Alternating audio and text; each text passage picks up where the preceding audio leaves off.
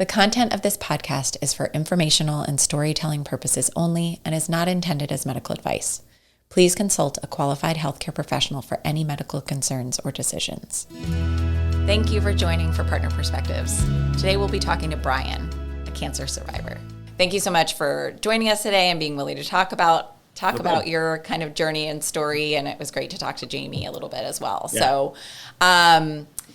So I think just kind of similarly to what I asked Jamie before, in your perception, before the diagnosis, you guys had been together a long time, it sounds like. You were together a while before you got married, and then you've been married for a while. So what would you say, like, your relationship was like during, prior to? Like, what had you settled into? What was your relationship like in terms of the time you spent together, the things you cherished about each other prior to your diagnosis? Yeah, I mean, we always got along well. We never seemed to have any real, big fights. Sometimes one of us will be a little crabby and I'll snip at each other, but that's just kind of normal. Sorry, I got a little bit of a dry tickle here. I think we're always kind of able to be ourselves around each other. You see some couples where they're different people depending on who they're around, and that's just not for us. We are who we are. We've got our friend group, our family group, and the people that we normally spend time with. But yeah, we've always got along. We went, like I said, we've gone through a few things, but yeah, we share each other's time. There's a lot of stuff that we do together. Some things, we'll choose if it's something she really doesn't feel like doing, or if it's a group where she doesn't know anybody and I'm going to go into something, she's like, oh, you go do your thing. That's fine. We would, back when we were first dating, she did go to a couple concerts with me. She went to Metallica with me. Now, not so much. We will go together and enjoy Carrie Underwood together, very much so. Yeah. But she's kind of like, that's your thing. Music is your thing. Yeah. It's like we can be honest about each other. But when you're first dating, you try to do everything together. Oh, sure. And navigate that. What things am I going to be a part of and what things am I not? So. Right. Yeah. Like, what do I want to sit out on? Yeah. What's my line? Yeah. Yeah. And then kind of shifting gears to you, like the person you were prior to this, assuming that some changes have happened over the last 4 years, but I lean to the left now. How did you, like, in terms of the way that you sort of like saw life and thought about work and those kinds of things, what would you say you were like prior to the diagnosis? Like, is there anything that's different than how you are now? Yeah, I would say it's the worst way in the world to get some perspective, but we've both gone through some job stuff. Some people like contract work and whatever. It's like, job-wise, I want stability. I mean, I'm 50 now. I spent 9.5 years working for her uncle until that place closed, getting bought by other companies and whatever. And then I worked for a pasta company for 13 years. Same thing, got bought by private equity. I really liked where I was. They closed our plant, got a different job for a couple of years, lost it during COVID when we had 4 rounds of cuts. So I became a free agent at the worst possible time. Right. So it was just kind of dealing with the normal life and work stress, and some things we always thought were going to happen, like kids thing, whatever. We were just kind of doing our thing. We kind of had our routine and whatever, but I guess now through this, you're figuring out the things that we haven't done or wanted to do and didn't. And yeah, like I said, it's a lot of perspective. Yeah. That we didn't have before. Yeah, I can imagine that. So walk me through just the moment I guess for you, actually, I'd like to know what it was like finding the lump, and then getting the diagnosis. Like, what was that? What feelings were creeping in when you were experiencing that? A lot of feelings, a lot of emotion, a lot of fear. I know exactly where I was when I noticed the lump. There's a big hockey theme in our lives since I love playing. I love watching it. I even make stuff out of busted sticks. So I save a little of everything. I'm a little of a hoarder, trying to undo that. Okay, I'm a lot of a hoarder. So we did some Swedish death cleaning over the last week. So Love it. but yeah, I was delivering some hockey gloves. I got some gloves custom made, so I was delivering them to our group. I got in the car and something didn't feel right. I'm like, that's not good. So I told Jamie the next morning, we got to call the doctor. So instantly knowing my history and Lord knows how many physicals I kind of kicked the can down the road and never did. She knew that was kind of a tell that something was different. Yeah. So yeah, we went with the setup with the primary. I Googled myself crazy that first night. So the main 3 chapters I kind of knew were out there the first time. My primary, I think she just didn't want to give me bad news. And I'm like, I don't think this is a vascular thing. I think this is something different because the lump changed in shape and hardness, whatever, over that month. So I went with the primary. You kind of have to do the dance for insurance. So I had to start with my primary. Kind of a waste of time, to be honest, but I'd already set up follow-ups with urology and set up my ultrasound because like I said, I Googled everything. So got the ultrasound done. Met with the urologist and he said, well, he had a newbie with him too. And he's like, do you mind if she's here for part of this? And I said, I got no secrets now, we're in. So, so he said, well, we can get you set up with an ultrasound and then we'll probably have a good idea. And I said, well, good news. I already had one done. He puts it on the screen and it took him 5 seconds. He's like, that's cancer. We've got it scheduled as quickly as possible. And I've got an opening 3 days from now. And it was just instantly off and running.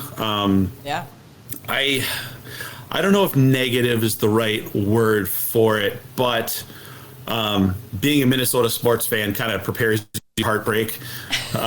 Vikings, 60 plus years, just once in my lifetime, please. But I didn't want to be blindsided. I didn't want to think it was going to be just all perfect and be surprised. So I kind of went into it with, this could be something bad. And that's kind of how it was, but yeah. So do you feel like so it sounds like from the time that you found the lump to you make an appointment, there was you couldn't get in right away. So there was a span of time. So during that time that you're waiting, did you sort of just did you go through a cycle of maybe it's nothing, maybe it's something, to your point, were you just I'd rather assume the worst and hope for the best than try to pretend this isn't a big deal? Yeah, because then you're just setting yourself up for more and more heartbreak. And I'm like, you know what, if it is, it's not the stupid things that kind of come to my brain that I keep saying. It's just one day I just came up and I was talking to somebody about it. I said, cancer isn't a fine wine. It doesn't get better with age. So the quicker you act, the better. I get weird I usually get kind of hockey Tourette's when I'm on the ice where I say stupid stuff and I don't even know what's going to come out of my own mouth. And it happens with the cancer group too. It's kind of, it's my new family, but yeah, I wanted to prepare for worst case Ontario. If you're a Trailer Park Boys fan, to quote the wise Ricky, right. But I wanted to prepare for the worst and just know I want to know what's in front of me. Yeah. So, if you need another good joke, and dark humor is part of how I prepared for this, I had just started a job a month prior at a nut company. You can't make it up. You can't make it up. So they've been awesome. So Flagstone Foods and nuts. All right. Yeah. So a lot of nut humor, but that's pretty good. That's pretty good. They had some to spare. Yes, exactly. Yeah, once in my life. Yeah. So I was just preparing for it and just knowing it's cancer is the ultimate. Your mileage may vary. Yeah. So we were just kind of preparing for a battle. Yeah. So when you got the diagnosis then, because it was such a slow burn to getting there, because you had to wait that month. Yeah. Was there a weird, relief is probably the wrong word, but just knowing okay, now I know what it is and now I can take action. Was there something empowering about that? There's a relief and some clarity. The unknown will beat the crap out of your brain. Yeah. So having clarity, knowing of all the potential procedures, It's like when I was growing up, I knew of like a couple athletes or a couple famous people that had it. So you'd make the one nut jokes, you know, and yeah. So there was Lance Armstrong and then John Kruk. Body wise, I look a lot more like John Kruk. We don't have the athletic body shape. So yeah, it was just I didn't know a whole lot about it, and yeah, to have the clarity and to have it in front of you, that gave us some power. That I had a chance to do something, you know, and at least make a decision. Yeah. Did you find during that time, so either like that month leading up, like were you able to compartmentalize, or was it just like plaguing your thought, and like how did that affect your relationship in terms of just being scared, knowing what you could be dealing with? Like did you kind of hide how you were feeling, or were you pretty open with Jamie? I'd like to think I was open. There's always a little bit of a disconnect with what you think you're communicating and what's still just stuck in your head. So that was, I think, a big growth area with our relationship. But I like to say I'm an introvert trapped in an extrovert's body. So I do like to talk to people, but there's still sometimes you have to kind of over communicate, where I think I've said everything, and it's like, if you think you have cancer, that's kind of terrifying. This is a your life changes forever type of moment. Right. Yeah. And so during treatment, so obviously, I guess which aspect of treatment has been the hardest for you? Well, it depends on the physical or the mental. I will say, well, at least when you had the orchiectomy, it's we say we're now in the coolest club that nobody wants to be in. Some people, the orchiectomy, you lose one of the boys and that's it. So the first part of it is, okay, this is one chapter. I acted quickly. I did the non-guy thing. I lose one of the boys. They see what kind of cancer it is, and you're good. But then it's always the follow-up scans and the scanxiety. So you think one chapter, you think it's good, and like, well, it can normally go to your abdomen, and you do this 3 rounds of chemo. It's 9 weeks of hell, and you're going to be tired. You're going to get brain fog, and I still have that. And you're going to get neuropathy and some of the other side effects. Luckily, nothing with nausea. That was great. Sores, things like that. It's, you know, I was good there. But then you get to that chapter 2 and you think you're done. It's like, okay, I've done the chemo. The chemo's doing its job. You see your tumor markers coming down. You think it's great, and you think it's done. And then by the way, well, teratomas don't respond to chemo. We're going to do retroperitoneal lymph node dissection. Got ahead of myself there with a side effect. But yeah, and then that surgery was pretty gnarly. And even after the chemo, you think that I think I was better off knowing that I had chemo in front of me than the unknown period after, because okay, it starts this time, it ends this time. And my oncologist, who's awesome, perfect personality style for me. I think he doesn't have as many patients that will joke with him and kind of say off the wall stuff like I do. So I think he enjoys that. So we were a great match. But with that, he even said, well, we could try to delay this, whatever. And I'm like, F that, let's get going. We're going to do this. And mentally, if you're paired up with the right provider and you have the right attitude, to me, it set me on the path of, he was always positive, but realistic. So to me, I think that initial path, he started me on the right path from the very beginning. So that really helped. So knowing he's like, oh, we could delay the chemo. I'm like, no, let's get this done. So because of the holidays. Because of the holidays, yeah. Because we're coming up on the holidays. I started at November 15th. I did get a great break from New Year's because they couldn't run it because they had to do it every day for a week for the first week of each cycle. So I actually got a week off, and the Minnesota Wild played outside where the Twins play during that time. So that was kind of a break where I could do something. It was like 20 below. I had like 7 layers on. It was crazy. Gosh. But like I said, if you have something in front of you, you kind of have a target you're shooting at. It was that way with the orchiectomy. It was that way with the chemo. The in-between, the 6 months or so between then and when I had the RPLND, that was hard. The unknown scares you because it's when you're not taking action, right? Like it's like there's nothing, we're not doing anything to stop anything right now. We're just waiting. Yeah, exactly. So I mean, I was terrified, and I should have banked sperm and didn't. But it's just, at the time, my whole to-do list was don't die. So I could have taken action there, but it's overwhelming. And then you get up to the RPLND, and that's a pretty gnarly surgery. And I don't know if you know what it is, but they cut you from here all the way down and around your belly button. Wow.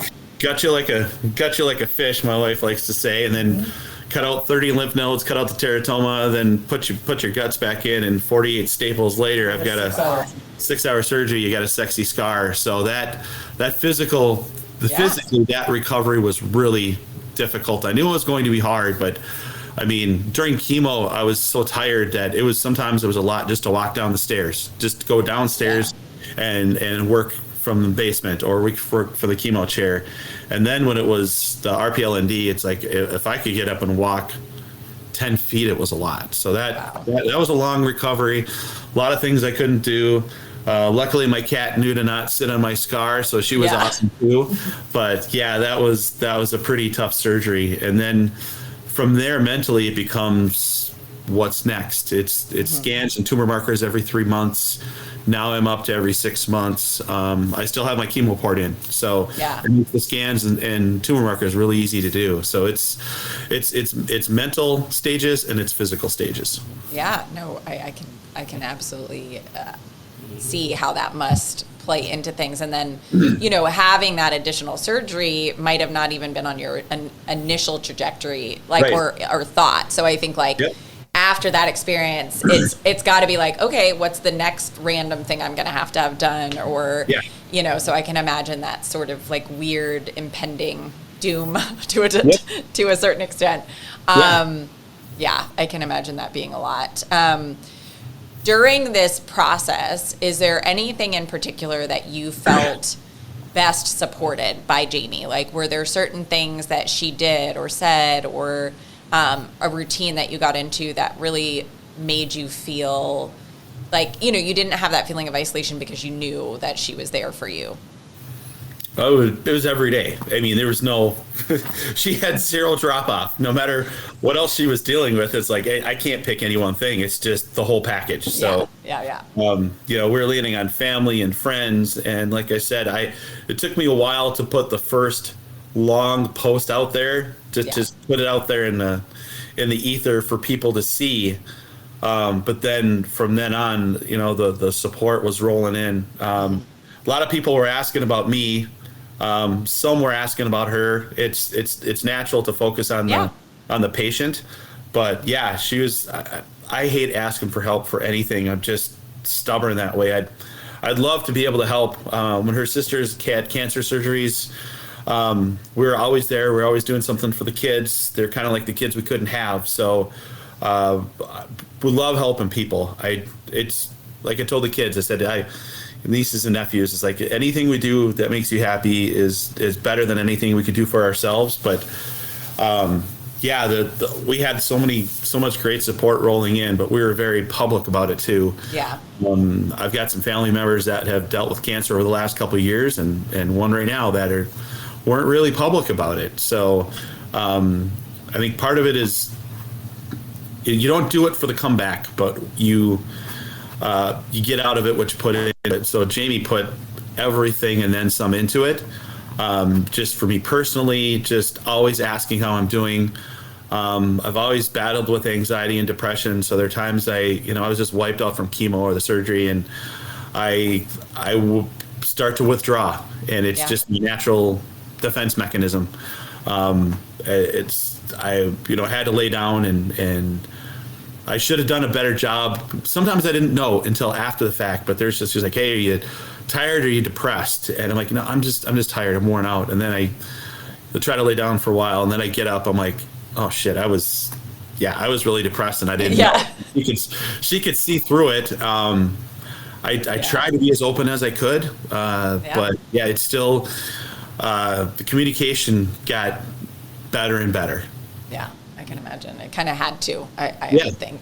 Right. So would you say before you kind of were more public about it, Mm-hmm. were there any moments where either yourself or as a couple that you did feel like slightly isolated, where it's like during the like waiting for the diagnosis part or the immediate after part, like were there any moments where you were like, gosh, like this is really hard, that sort of like urged you to take a more community approach to it, or not really?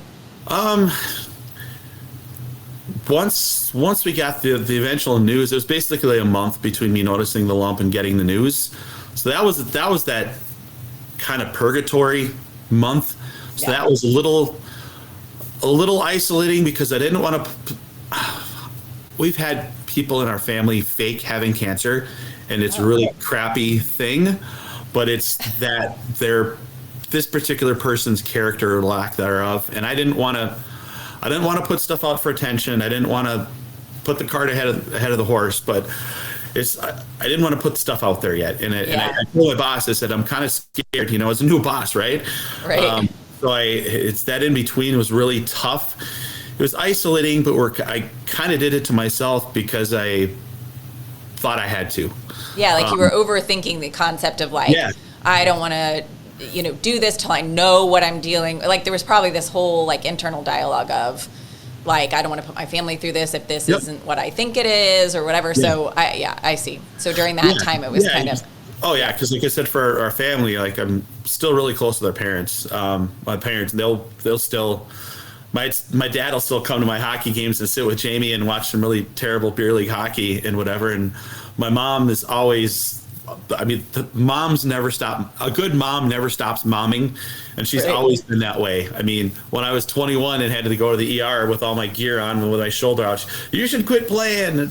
I was 21, and now I'm 50, and she still is always going to worry about me, and they're just they care, So I didn't want to get her even more scared, whatever, and we kind of gave them, as it got closer to the meeting with the urologist, we said, hey, I don't want to get ahead of things, but I'm getting something checked out. Yeah. And wanted to at least put it on our radar. And right, like a little heads up. Yeah. So the day we got the news, luckily, where I received most of my treatment was not basically in the 5-10 miles between us and my parents' house. So I went there, and that was a hard conversation.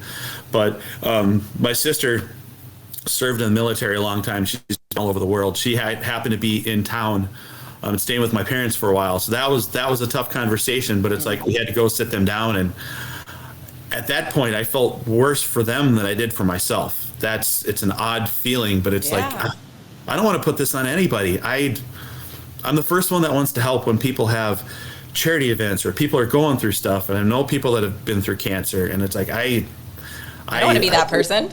I hate asking for anything. I try to do what I can, but it's just, there's times I had to reach out and ask Jamie for help. And it was, like I said, we went through a bunch of other stuff, and she went through bad stuff with COVID, and it was like, I didn't isolate. I was sleeping in the same bed. I was right in front of her. So I was always there. So I didn't want to put any of that on anybody else. So that was a tough thing. I'm going to plug in here. Sorry. Sure.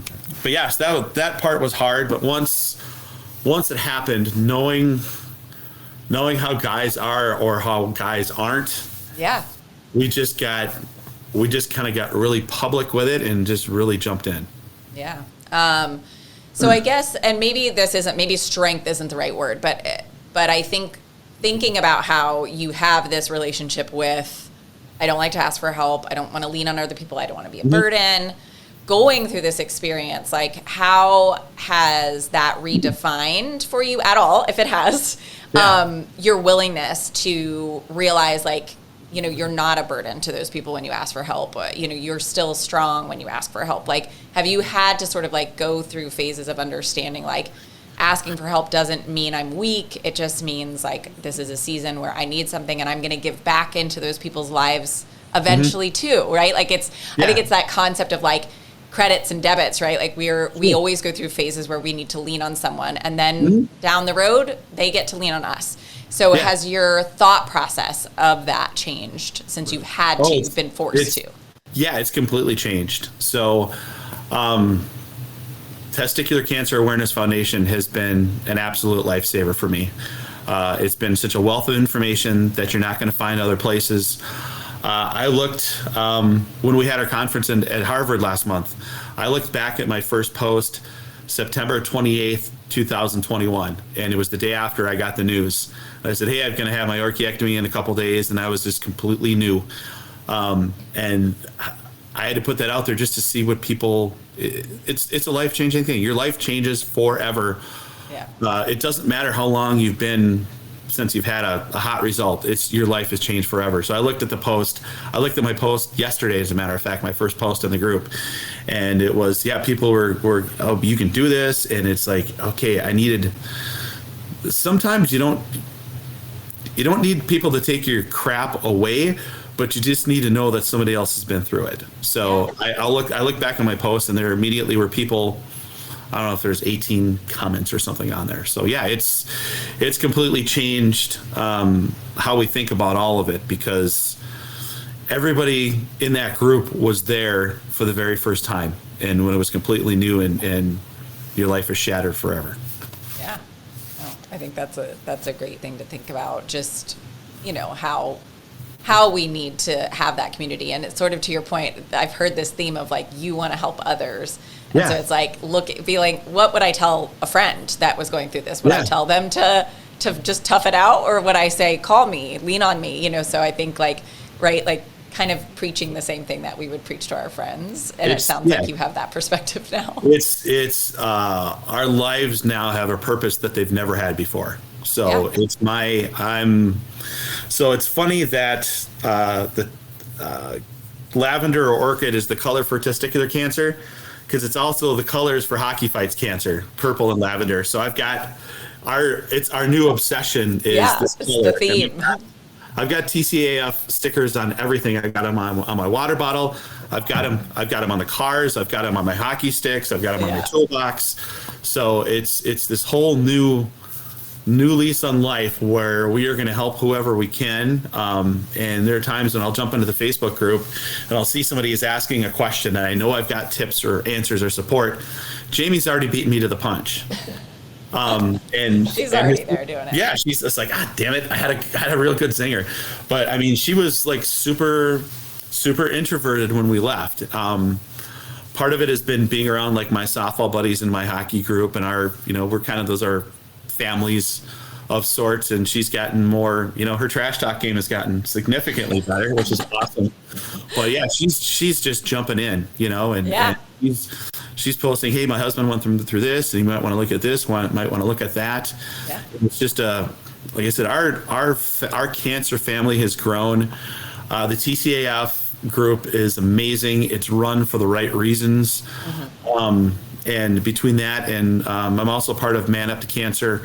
It's just a general men's cancer group. There's less of us TC guys in there, but we have local cancer groups, like a local chapter. So there's like 20 of us where, we'll get together once in a while, go out for coffee, or we'll go hang out at a cabin and get all of our stuff out, because there are guys that I can say anything to anybody, but there are people who can't. They're uncomfortable saying certain things to their spouse, to their workers, to their friends, to their kids. And I'm the other way, because I want guys to talk about it. I want guys to talk about the mental health part of it, because we're not good at that. We're just, it's a caveman thinking we're trying to turn a large barge. But, like I said, finding TCAF has been amazing. We went from the first phase is the Facebook group, and then you hear about this conference. Well, I don't know if we should go. We should go. Okay, well, we haven't really been to Indiana, so we go there. And then it's amazing. Now you meet these people in person for the first time. And you meet Steven and Kim and BJ and Ankitha. I mean, she came here there in support of her brother, who wasn't even there. So it's like Sister of the Year award, right? Right. Like, it's every time our cancer snowball rolls over, it picks up more. So then we went from our first conference. And yeah, and then, I'm getting my work involved now, and we held a hockey tournament for men's cancer. So it's just, we're growing this thing to just do more positive stuff. And then last year, San Diego, they asked me to speak. And they asked me to keep it to 10 minutes. So I kept it to a tight 18. I'm sure you're shocked. Hey. There's a shot clock this year at Harvard because of me when speakers there. So, but yeah, I just there were even guys last year that it was their first conference, and the first people they're meeting were me and BJ, which is just, if they're not sure on who to talk to, that's kind of a wow, that's a lot, but yeah. in a good way. So and now this, one of these particular guys, he was here this year, and he was again this year, and he did a bunch of extra traveling that he's never done before, and he's asking more questions, he's getting more engaged, more involved. We just talked about a lot of really deep stuff. So it's just, we're growing this thing all the time. I've got a couple of other ideas I want to work with Steven on, but yeah, so everybody that attended the last few conferences has gotten a bag of nuts for my work. And amazing. Love that. We play on the humor a lot. And everybody, the thing is within this group, Kim is amazing. To lose your son to this and completely ditch your job to do just this, that is so powerful. There's no ulterior motives. It's like, okay, a mother took her worst pain and turned it into something positive that's impacted so many lives. Stephen, it's so good with the whole technical side and the AV and does the It Takes Balls podcast. It's amazing. BJ is such a great MC and a great speaker and has so much humor. He and I are like Beavis and Butthead together. It's like we're brothers from another mother. We get to hang out, and I know he can joke with some things with me that he might not share elsewhere. And it's like, it's just a great time. So everybody's bringing something different. And I've got a few other big ideas that I want to do to help, but it's like, it's just all coming together more and more every day. Yeah. And would you say like this, it sounds like just from everything that you've said, like, the concept of hope, right? Like I think about this a lot, how like it's so hard to control feelings of hope. Like even when you're in a dark moment where you're like, I don't want to hope that this is this or that, and you can't help it. It just kind of creeps in there. So would you say like for now, for this moment and this snapshot of your journey, like what does hope sort of look like for you? Is it this group? Is this involvement, or? It's both of those things. It's the group. It's the involvement. It's